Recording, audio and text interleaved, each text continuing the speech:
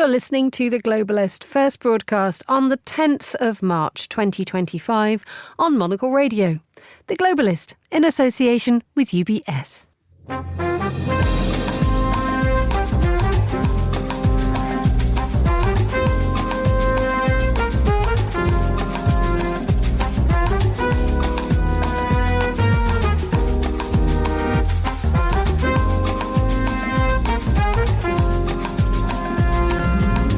Live from London, this is The Globalist with me, Emma Nelson. A very warm welcome to today's programme. Coming up, what will come of Ukraine's meeting with the US? Following the catastrophic get-together in the White House last month, the two teams head to Riyadh. But will Saudi Arabia provide a more neutral setting for talks to end the Russian invasion of Ukraine? Also ahead in the next 60 minutes... He's attacking Canadian families, workers and businesses, and we cannot let him succeed. And we won't.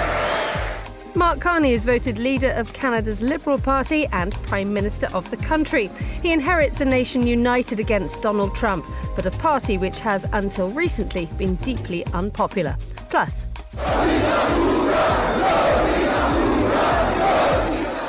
there are protests as Romania's far-right presidential candidate is banned from running. We'll have the latest. Our correspondent Carlotta Rebello will join us from Cannes as the world's urbanists and property giants gather to shape our built futures at Mipim, plus the newspapers and the fashion and design news too. That's all ahead on The Globalist, live from London.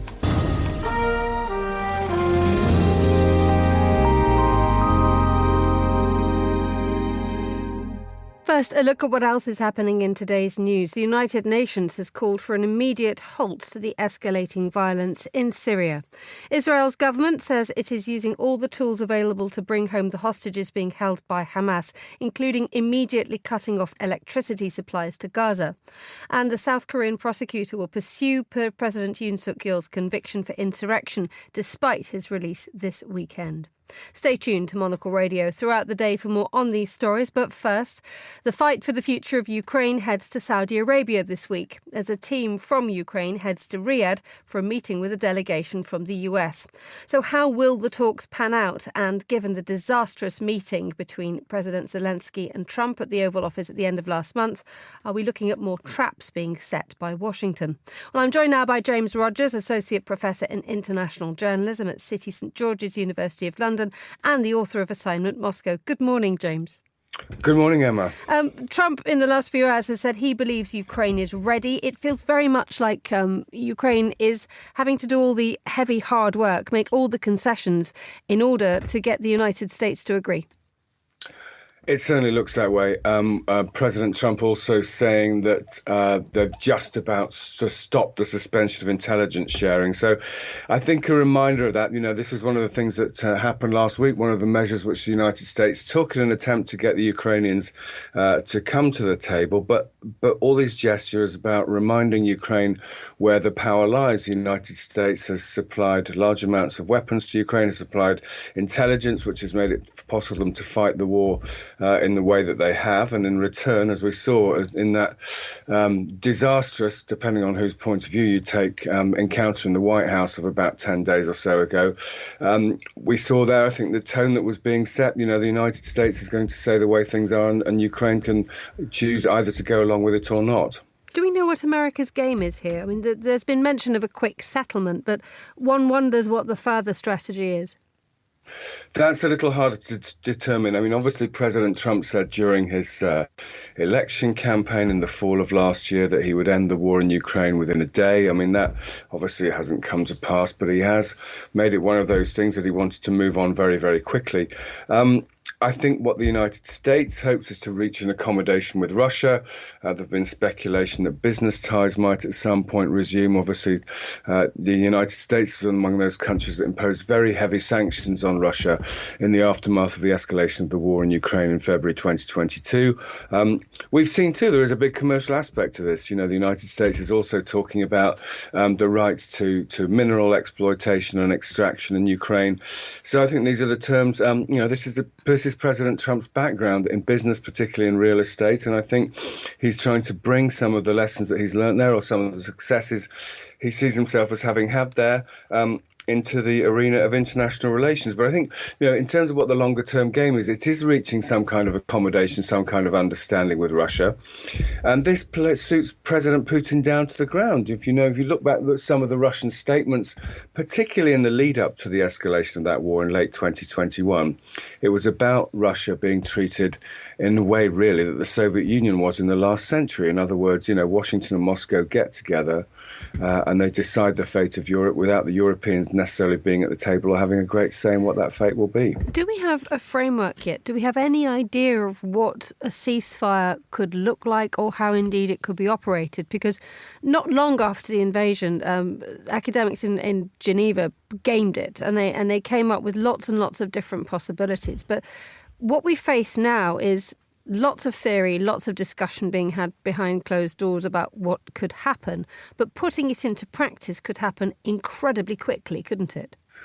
Well, possibly. I mean, I think it is probably true to say that both sides and both armies are pretty worn out after 3 years. I don't think anybody expected this war to go on as long as it has so far. This stage of the war, I should say, of course, if you're in Ukraine, this war began in 2014 with the annexation of Crimea.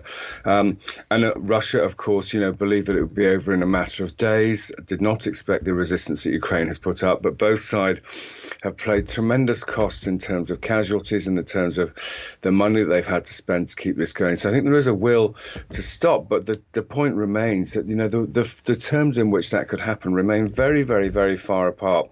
One very telling thing, though, Emma, there's a US official quoted by the Reuters news agency overnight, one of the ones who's apparently accompanying the US delegation that's going to meet President Zelensky tomorrow, Tuesday, saying if they're only interested in 2014 or 2022 borders, that tells you something. In other words, if the Ukrainian delegation is going to hold out for the kind of things that, that's been holding out thus far, then the Americans seem to be suggesting they've got another thing coming. They're not talking about a peace, just about peace.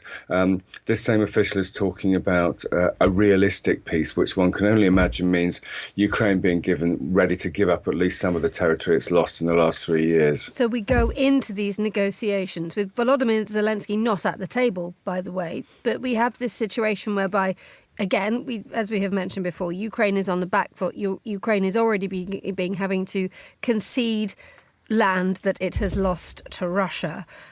Is there a sense that we do not go into these talks with a tremendous sense of optimism for Ukraine, for a Ukrainian sort of led? That it will go Ukraine's way. So we now have to look in other places. So is there a sense that Ukraine can now suddenly rely on Europe if things goes wrong? That was a question last week, wasn't it? It was. I mean, I think there's an absolute recognition amongst Europe's leaders that things have changed. I mean, things have changed for the first time really in 80 years since the end of the Second World War. Because I think the big significant things that happen, of course, there may be a future US presidential administration that wants to take on a role, something similar to that which the United States has had for the last 80 years. The point about just even the first few weeks of this Trump administration is that it has made it clear that that has changed, and there's nothing to say now that could not change again. So hence we saw particularly the British Prime Minister Keir Starmer, the French President Emmanuel Macron, making this big effort to galvanise a European security force last week. But of all these things take tremendous time. With this security architecture has been in place for 8 decades. It's not something that can easily be turned around. I think the big concern for Ukraine is that they are going to be forced or very much pushed towards the kind of peace which they cannot accept.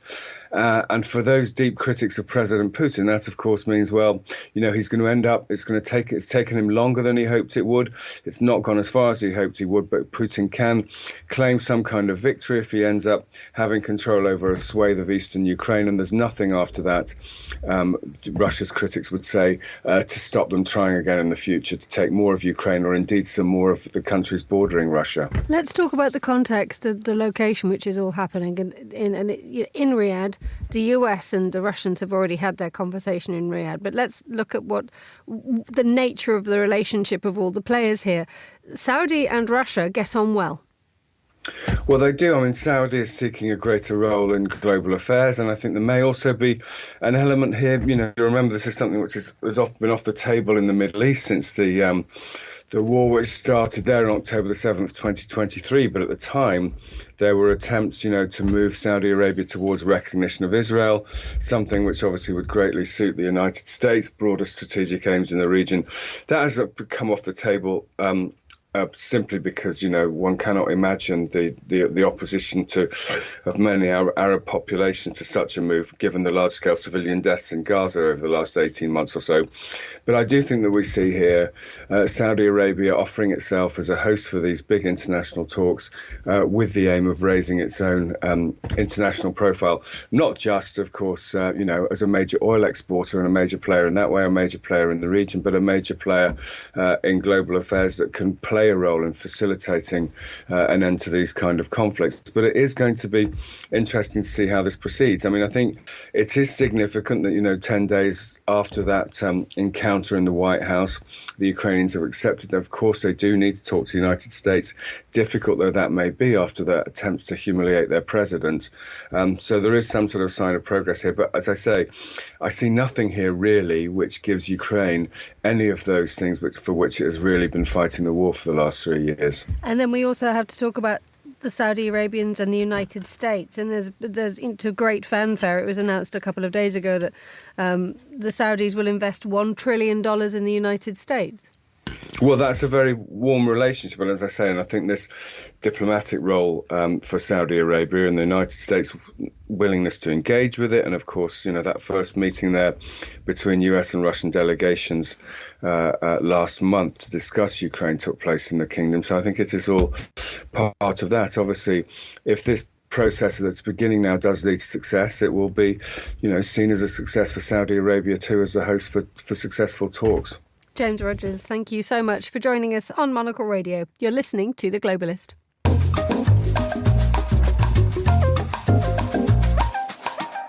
9:12 in Bucharest, 7:12 a.m. here in London. Now we turn to Romania now, where the far-right candidate Călin Georgescu has been banned from standing in a rerun of last year's presidential elections. Mr Georgescu had been the surprise winner of the first round, leaping into pole position. This is despite having been predicted to win just over 1% of the vote. Well, that election was declared invalid due to foreign interference. Mr Georgescu, in the meantime, has been gaining a very strong following. Well, I'm joined now from Bucharest by Alison Mutler, who's a journalist and manager of universal.net news site. Very good morning to you, Alison. Good morning. Oh, well, as we heard right at the beginning of the programme, there were very, very noisy protests in Bucharest at this announcement. And what was the reaction?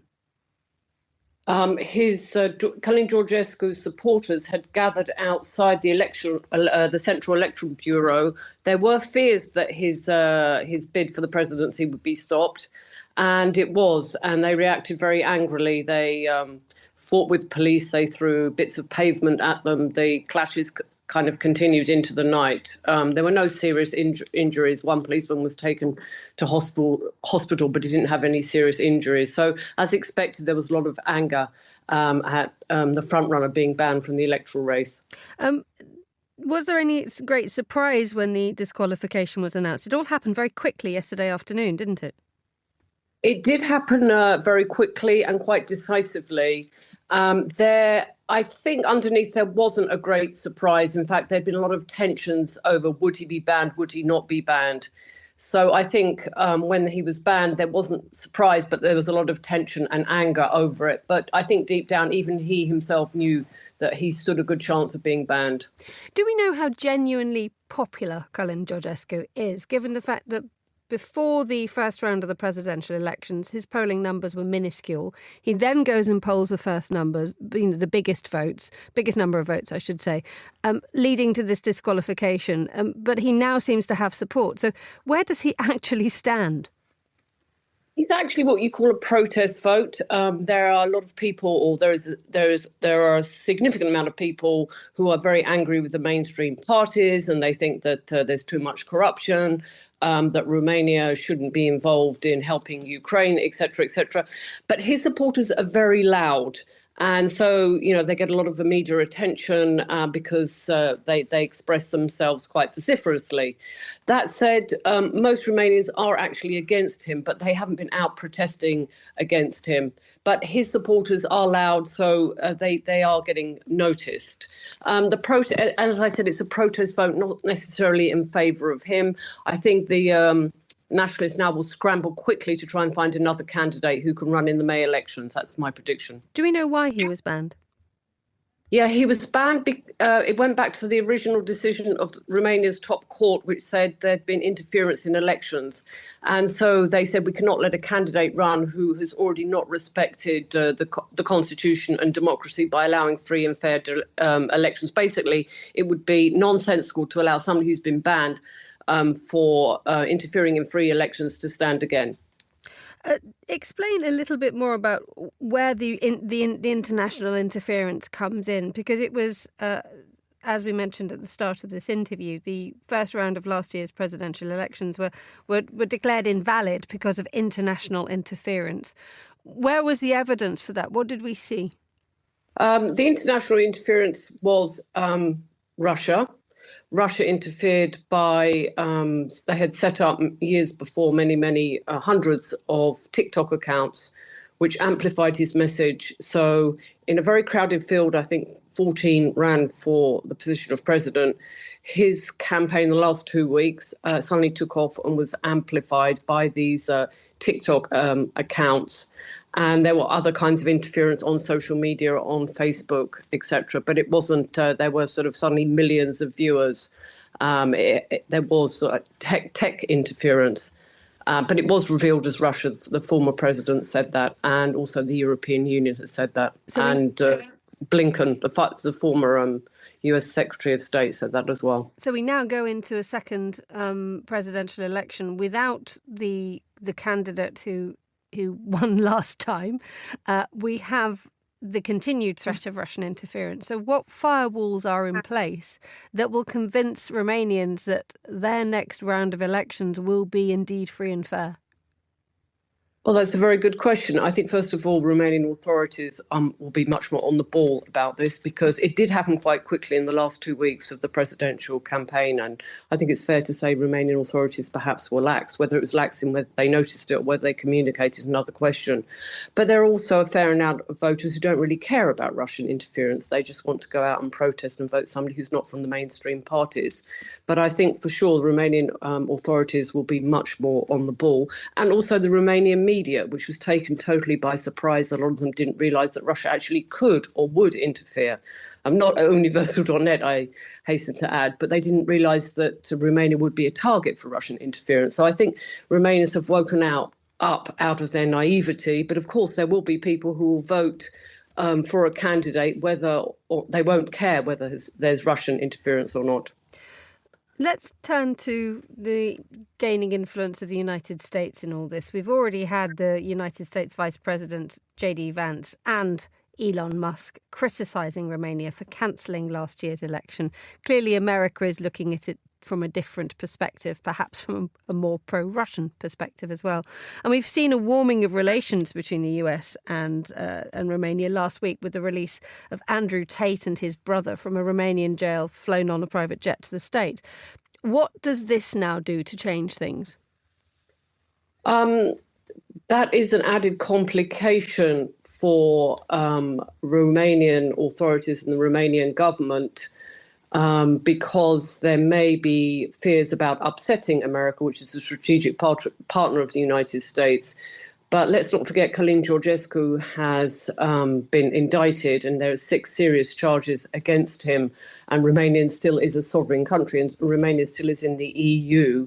And so I think Romania would like to balance its geographical position within Europe with its strategic relations with the United States. I mean, there was some analysis last week that said, we've given the Americans, the Tate brothers, who are actually American citizens, and therefore we should be allowed to run our elections in a democratic and sovereign way.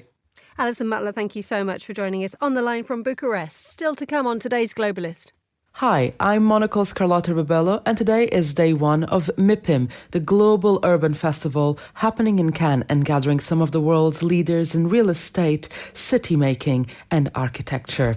We'll be talking about some of the key themes spanning from sustainability to adaptive reuse and even how to address an urgent need for housing supply. More from Carlotta a little later on today's Globalist.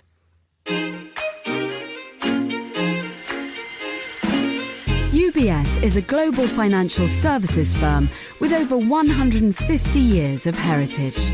Built on the unique dedication of our people, we bring fresh thinking and perspective to our work. We know that it takes a marriage of intelligence and heart to create lasting value for our clients. It's about having the right ideas, of course, but also about having one of the most accomplished systems and an unrivaled network of global experts. That's why at UBS, we pride ourselves on thinking smarter to make a real difference. Tune in to The Bulletin with UBS every week for the latest insights and opinions from UBS all around the world.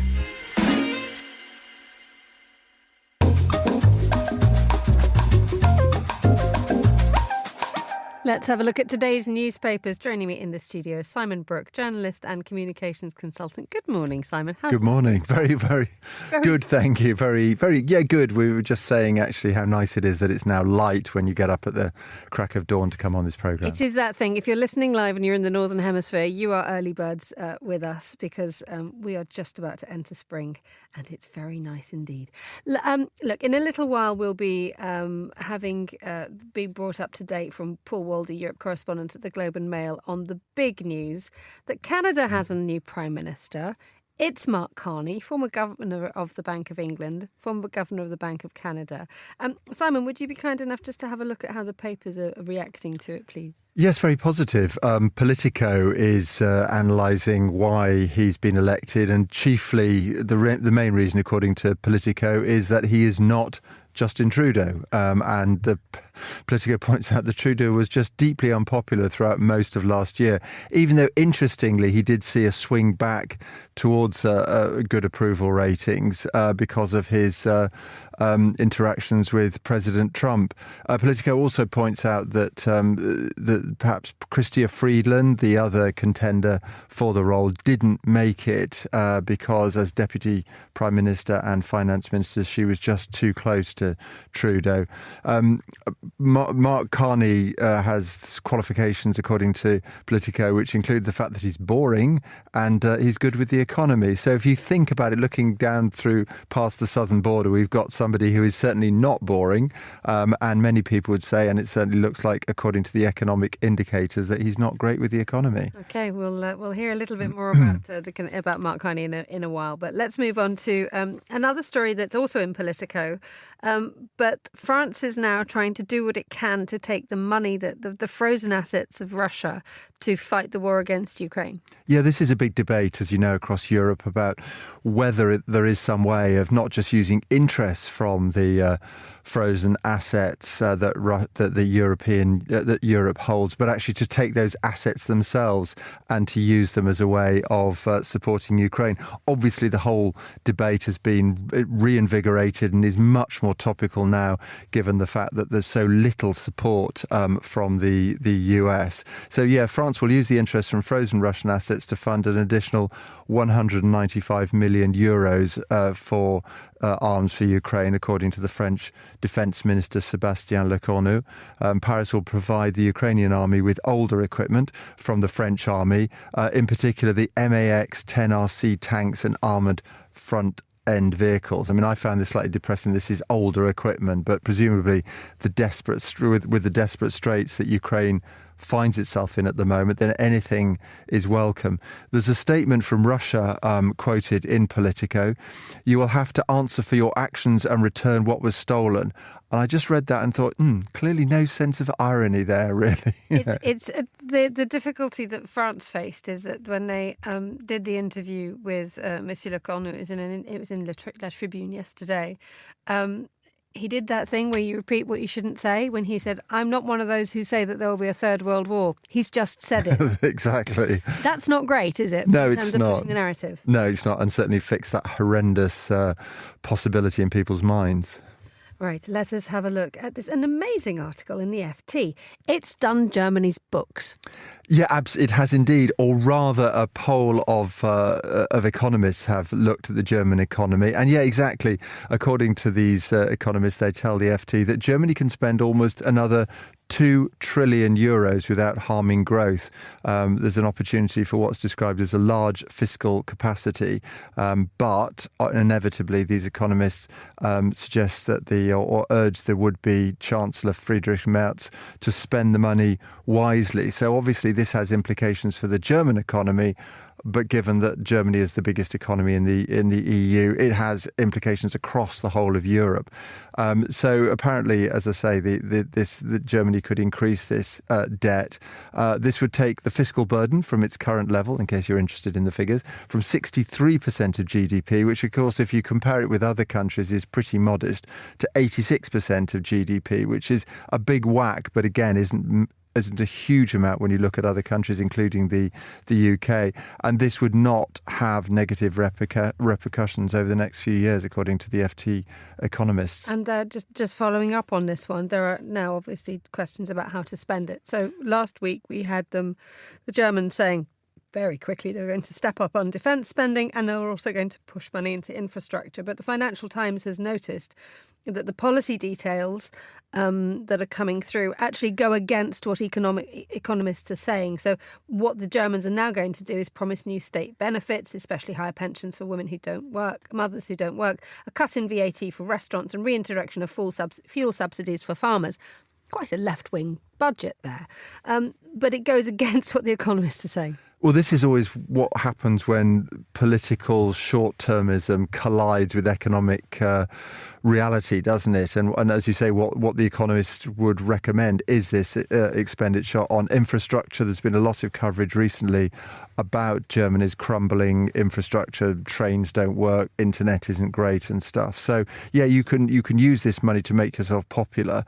But I think the rest of Europe, the rest of the world would hope that the German government, the incoming government, would use it for projects that are going to benefit the economy more in the long term. I think what is interesting as well, looking at this in a broader sphere, is that over the last few years, the conventional wisdom has very much been that the US economy is roaring ahead, that the European economy is pretty anemic. But now, if we do get this massive increase in expenditure on defence and also more borrowing from Germany, and meanwhile, of course, we've got economic confusion. We're having bad economic indicators coming out of the US. Does it suggest there will be a reversal of roles here with the European Union doing better? Finally, the last time you were in the studio giving the paper review with me, at least, I teased you that there was always going to be a France-bashing story in the Times. And I think you looked at me slightly askance. Guess what's happened? I was shocked. I never realised that there was a predictable pattern here. But as soon as I saw this story in the Times today, I thought, right, it's got Emma's name written all over it. So, according to the FT, French bakers are rebelling against a recycling tax on the paper that wraps their baguettes and the cartons that carry their patisserie or whatever. So it's a small levy, only about 0.75 of 1% per customer. But according to... Now, you see, this is what I like. According to the customers, 30,000 boulangeries. And we're always reading about the closure of France's wonderful boulangerie. But the fact there are 30,000 still going, and there's some other nice statistics about the fact that the number of people who still visit 300 customers a day, six over a week, according to the paper. So when I read this story, I thought, oh, never mind about the details about recycling. I just got this wonderful smell of French bread and croissants. The unbelievably powerful pictures of a decent baguette. Wonderful. So beguiling. Simon Brooke, thank you so much for joining me in the studio. The time here in London, 7:28 a.m. You're listening to The Globalist. A look now at the rest of today's headlines. The United Nations has called for an immediate halt to escalating violence in Syria. An independent monitoring group has reported the deaths of more than 1,000 people in recent days. The British-based Syrian Observatory for Human Rights said most of the victims were civilians from the minority Alawite group. They were killed in coastal areas loyal to the deposed President Bashar al-Assad. Israel says it's cutting off electricity to Gaza immediately. Israel's government said it was using all the tools available to bring home the hostages being held by Hamas. Delegations from Israel and Hamas are travelling to Qatar for talks about the second phase of a ceasefire in Gaza. And South Korean prosecutors will pursue President Yoon Suk-yeol's conviction for insurrection despite his release this weekend. The Prosecutor General said he didn't agree with the court's decision, which allowed Yoon's release for procedural reasons. This is The Globalist. Stay tuned.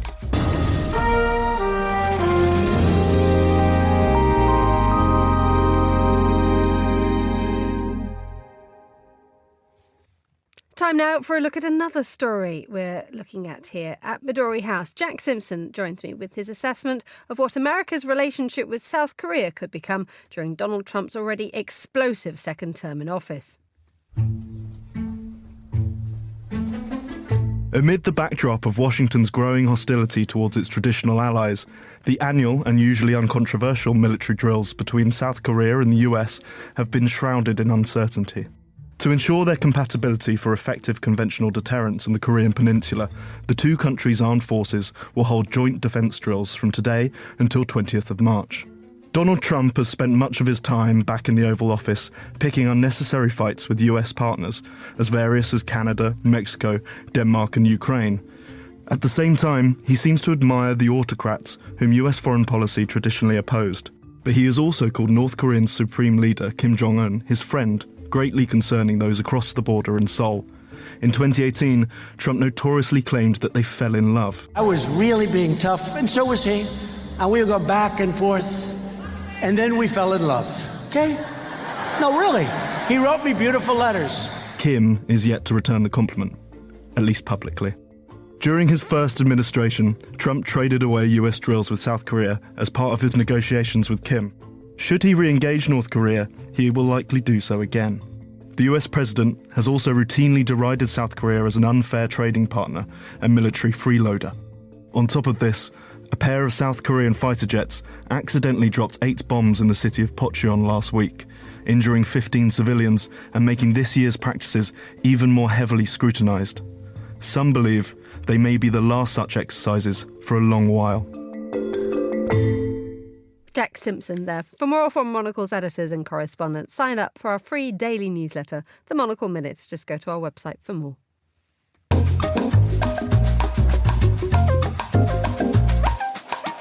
As we've been hearing, the former governor of the Banks of England and Canada, Mark Carney, will be the next leader of Canada's Liberal Party, and with that, the country's Prime Minister until this year's general election. Mr Carney beat his nearest rival, Chrystia Freeland, to the position after Justin Trudeau decided to step down after nearly a decade in the job. Mr Trudeau's leaving because of a huge drop in popularity, both of him and his party. The irony is that in the face of the threats posed by the Trump administration, Trudeau's never looked so powerful. I'm joined now by Paul Waldy, Europe correspondent at the Globe and Mail, who is in Kyiv. So a very good morning to you, Paul. Thank you for taking your time out from your reporting mission. Just the general reaction to Carney, safe pair of hands in an international world? Well, I think that's how he is positioning himself. I think one of the reactions is how big of a victory this was for him. Most people thought he would win. But the fact that he took almost 86% of the vote of Liberal Party members was quite astounding, given that he was running against Trudeau's deputy prime minister, who's been at his side throughout his whole tenure. So it was a thumping victory for Carney. And I think that's the way he's going to try and position himself, that he's the safe pair of hands. He knows what he's doing on the economic front, and he is best positioned or best able to deal with Donald Trump. An article in Politico has been quite clear in its assessment of Mark Carney. Firstly, he won because he's not Justin Trudeau, nor was he associated with his cabinet and government, but also he's boring. Is that a fair assessment of someone who, as far as I can gather, in the past has managed to navigate countries, I'm speaking from experience of the United Kingdom, through crises? Yeah, he would say he's calm, not boring. But yeah, I think that's kind of the impression people have of Mark Carney. You know, that he's never run for political office at all. And this is a first for Canada. We've never had a prime minister take office who's never been a politician, really. He will try and disassociate himself from the Trudeau record, but that's going to be difficult for him because he has been an economic advisor for the government for many, many years. So it's going to be hard for him to necessarily separate himself. Also, he's going to keep many of the same cabinet ministers. Obviously, he's got all the same MPs. So that's going to be a little bit of a tricky balancing act. But certainly his approach will be, look, I'm the calm pair of hands you need right now. And he's calm in his demeanour, but his words yesterday were absolutely clear, weren't they? He said, we didn't ask for this fight. We're talking about the battle that seems to have been sort of pursued by Donald Trump against Canada and tariffs. He said, we didn't ask for this fight, but Canadians are always ready when someone else drops the gloves. Is there a sense that Carney will be the one to re-establish Canada as the power that on paper it should be? Well, that's going to be the big question going forward. Of course, he was wrapping himself up in the Canadian flag yesterday in his victory speech. But, keep in mind, Canadians in general are absolutely angry, panicked, afraid, anxious, you name it right now. And of course, it's not hard for any politician to try and pick up on that. He was talking pretty tough last night. We will see, though, how that translates into dealing with somebody like Trump. Clearly, Trudeau and Trump did not get along and had not gotten along for quite some time. Carney wants to be a much more measured type of person, much more like Mexico's president, Sheinbaum. She has won praise from Trump for being much more sort of calm in her demeanor. So I think Carney's going to maybe take a couple of lessons from her book. That's going to be his approach. Whether it works or not, it's hard to say. He's under an enormous amount of pressure because some of these tariffs are going to take effect this week. Some of them are going to take effect in a week or so. So a lot of this is coming, and it's going to be extraordinarily damaging to the Canadian economy if they go ahead as planned. Let's have a listen to Prime Minister-elect Carney and what he had to say yesterday in terms of galvanizing Canada and Canadians. We have to look after ourselves, and we have to look out for each other. We need to pull together. We need to pull together, and we have to look out for each other. Is Carney the man to do this for Canada? We'll see. He's not the most fiery speaker in the world, and you heard from that clip. I think he's going to have a tough time. He's going to be heading into an election campaign probably very quickly against Pierre Poilievre, the leader of the Conservatives, whose lead in the polls have dropped substantially, but who are still tied with the Liberals right now. And Poilievre is sharpening his attacks. He's much more of an experienced politician, much more of an experienced campaigner. So Carney's going to have to convince Canadians that he really has the fire to lead this fight, because that's all it's about right now. It's about taking on Trump and who's the best to do that. Right now, he's kind of winning that argument, but we'll see how that translates during an election campaign. Now, tell us a bit more about these elections. He has to call a general election this year. It must be held by October. There's a chance that this could all happen sooner. Oh, yeah, I think it's going to happen. I think he's going to call an election probably shortly after he's sworn in as prime minister later this week. The talk is that there'll be a vote sometime in April or May. I think the party wants to take advantage of the fact that they've pulled, even in the polls. I think also, Carney doesn't have a seat in Parliament, so it's a little bit awkward to try and run in a by-election and then have a national election. So I think he's pretty keen to get an election going. And that's going to be difficult because you're going to be in the middle of an election campaign as some of these big tariffs could be taking effect. So how they're going to balance all that is going to be really interesting. Paul Waldy joining me on the line from Kyiv. Thank you so much for joining us on Monocle Radio. You're with The Globalist.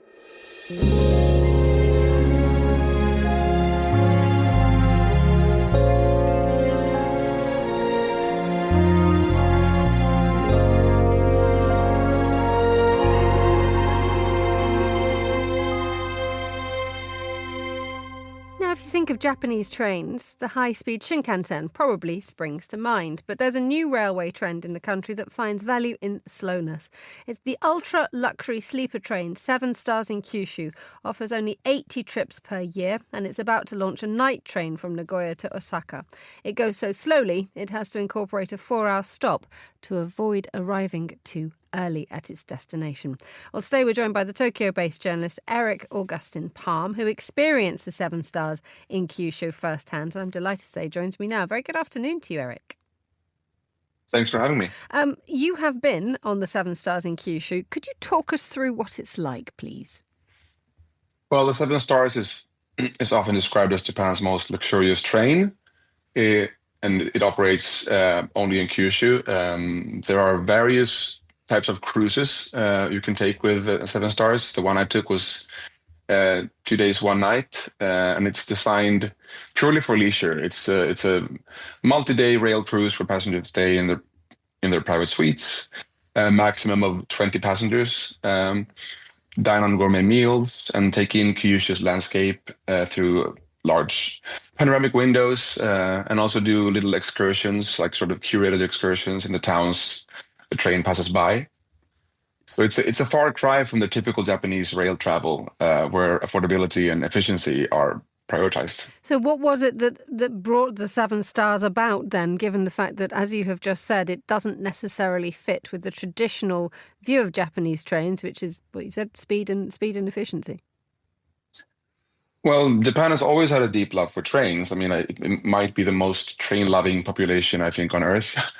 And while efficiency is key in daily life, in cities like Tokyo and Osaka and Kyoto, the major hubs, there's this cultural appreciation for taking things slow, which you also can see in other parts of Japanese daily life, from traditions like tea ceremonies to ryokan stays. There are many examples of this. So it's actually nothing. It's not a new trend, I would say, but there are as you mentioned in your introduction, there are new additions to this type of slow travel. Indeed. So let's talk about the night train from Nagoya to Osaka, going so slowly it has to incorporate a 4-hour stop just to make sure that you don't arrive in your destination city at 5 o'clock in the morning, which is often the problem with night trains. Tell us what the whole plan is like and who it's aimed at. Well, it's an exciting development because the price point for 7 stars is obviously out of range for most. And the Hinotori train from Nagoya, it offers high-end but more sort of budget-friendly, quote-unquote, option to still experience kind of a luxury cruise, but yeah, without the hefty price point. And the addition of this train, it shows there's a growing demand for comfortable scenic rail travel beyond just high-speed trains. So And explain a little bit more the fact that we're not just going to see super luxury night trains. There are now more plans to introduce more accessibly priced night trains. Tell us more about that.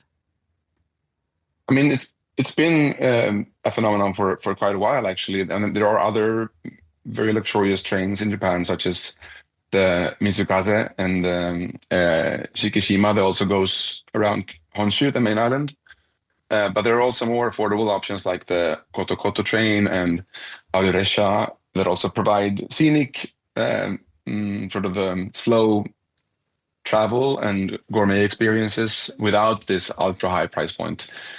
So I mean, given that the Japanese people are so fond of trains, I mean, there's even people, when I took the 7 stars, there were people standing at the stations with giant zoom lenses just capturing this train.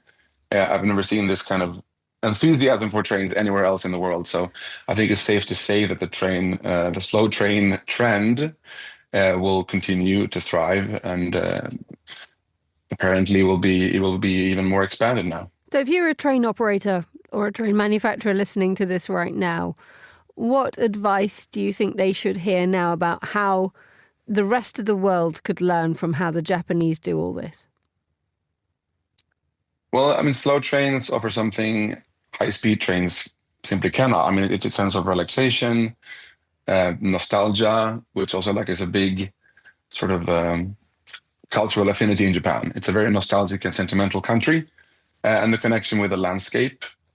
So that's the appeal in being able to watch the countryside go by, enjoy the meals on board, often gourmet meals, of course, but enjoy them in a slow pace and step off the train feeling perhaps refreshed instead of rushed.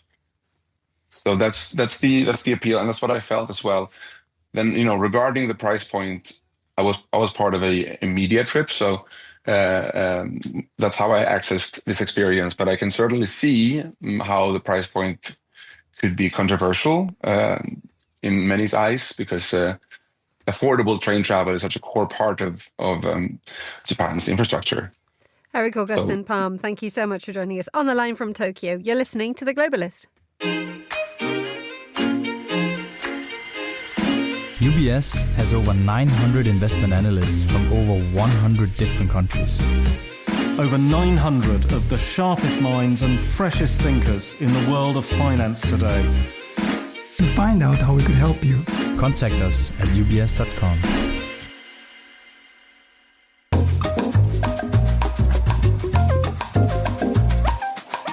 Nudging 7:45 here in London. Let's talk fashion and design. Monocle's associate editor Grace Charlton joins me in the studio now. A very good morning to you, Grace. Bonjour. Bonjour. Now, the reason you say that is because perhaps unlike the 7 stars in Kyushu, the Eurostar has just brought you back from Paris. I know, thankfully. Did you see the bomb news, the World War II? A half-ton bomb in the middle of the tracks at Saint-Denis. Well done, France. Well, they sorted it out quite quickly, which enabled you to come back and tell us all about Paris Fashion Week. The highlights for you, I mean, I think for me it was obvious. For me it was absolutely Givenchy with Sarah Burton. How you take Audrey Hepburn and kiss her goodbye, but keep her elegance and take Givenchy into a new world. I know, when the first look came out and it had Givenchy on as a big logo on the top, I just thought, ooh, I don't know about this. And then it just, became really elegant and beautiful. And it's nice to see a woman at the head of a brand, which was a big topic of conversation this season. A lot of male designers are on this carousel of houses that, there's people coming in, people going out. Mathieu Blasi is going to join Chanel for next season. Tomorrow, actually, Chanel is showing their last sort of in-house show and closing the week. So, yeah, there's lots to look forward to still.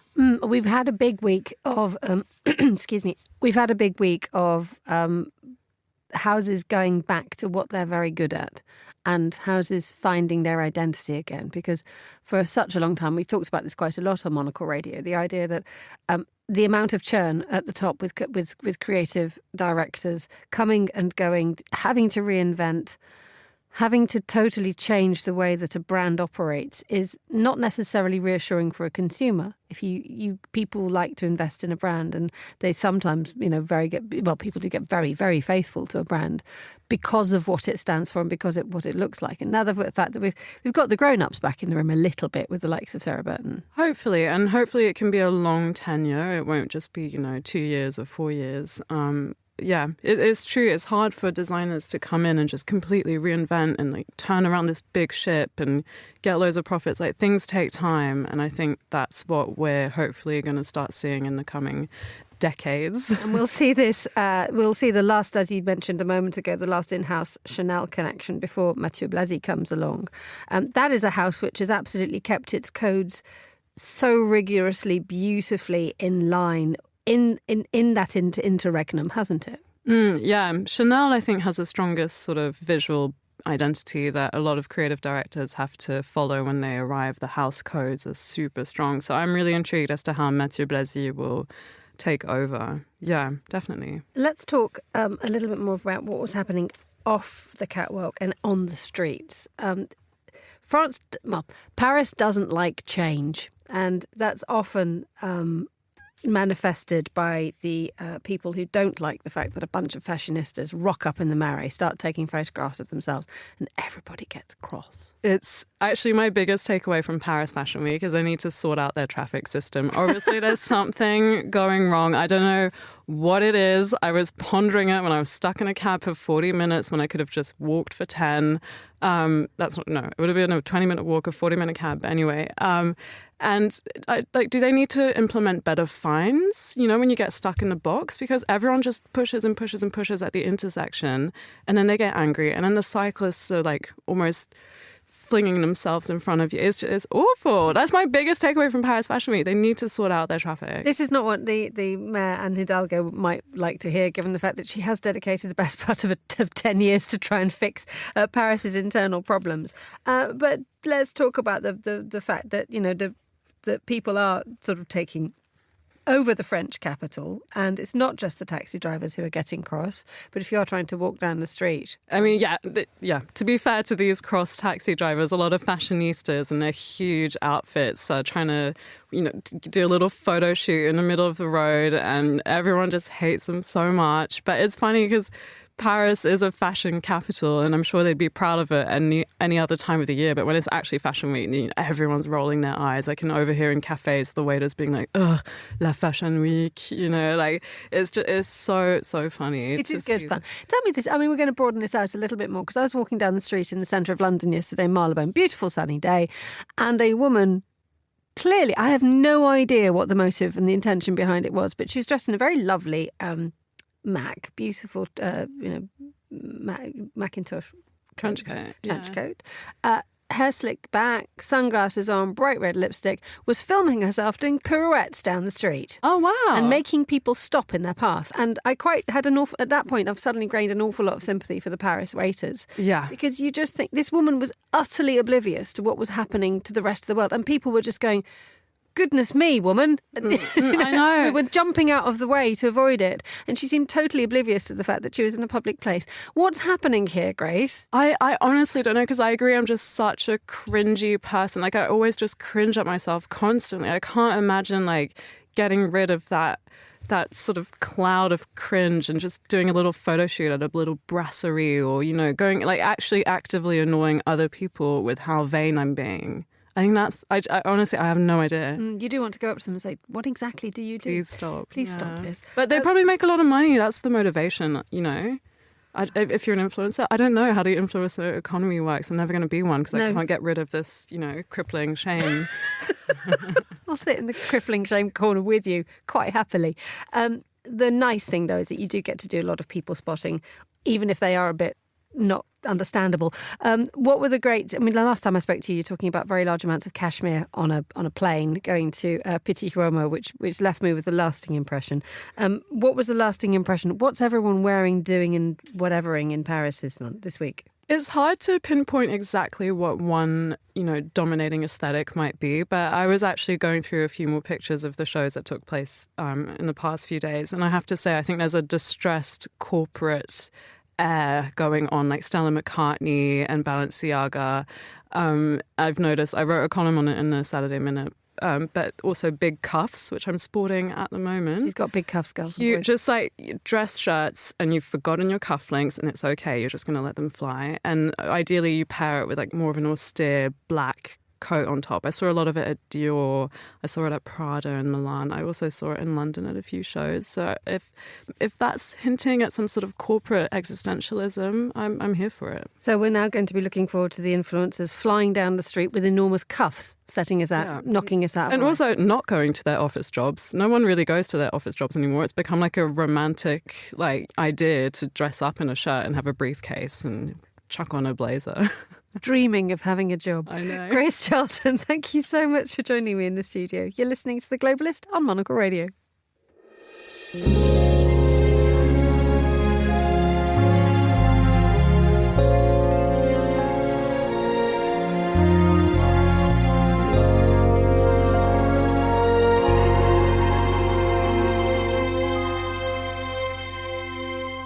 Let's head south to the bottom end of France now, because Mipim, the global real estate event, returns to Cannes this week. Some of the property's biggest players get together on the French Riviera to exchange ideas, forge partnerships and to drive investment. On Monocle's there too, Carlotta Rebello, Monocle's senior foreign correspondent and producer of The Urbanist, is there. A very good morning to you, Carlotta. How's Cannes looking today?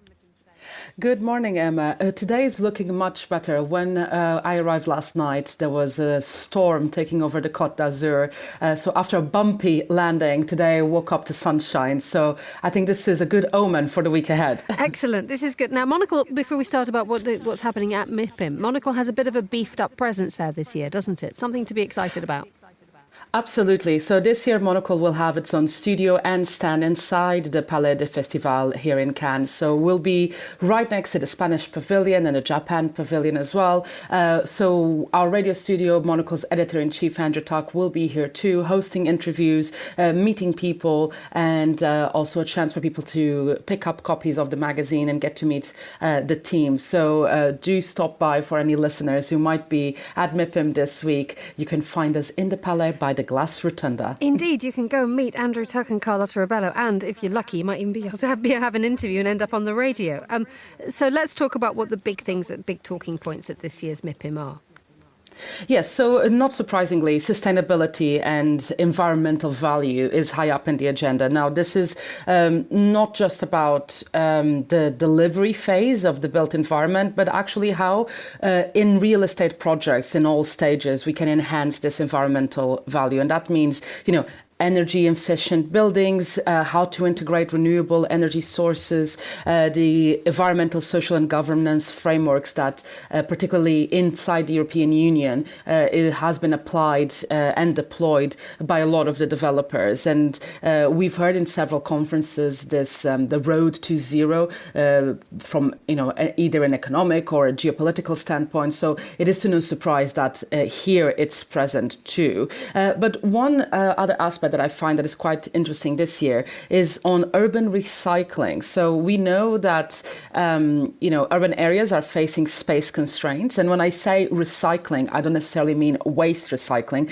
but how do you recycle buildings in the sense of how do you repurpose existing structures for new uses? So this idea of adaptive reuse is for sure one of the most significant topics in the agenda. Is there a sense of, what is the sense to me hasn't even started yet, but is there a sense that people are still feeling hopeful about enacting sustainable change in cities, given the fact that so many targets have not been met when it comes to climate change? The United States seems to be going off in a different direction. How do urbanists and city planners actually get together and say, right, we've got to just get on with this ourselves?